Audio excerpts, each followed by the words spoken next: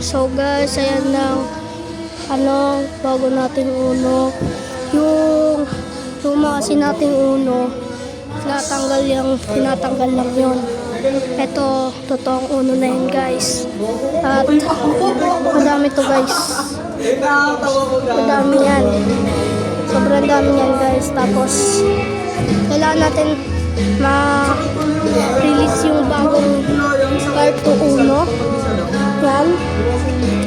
Tapos, i-release ko na lang bigla sa Jana TV ng aking nanay nang sa YouTube channel.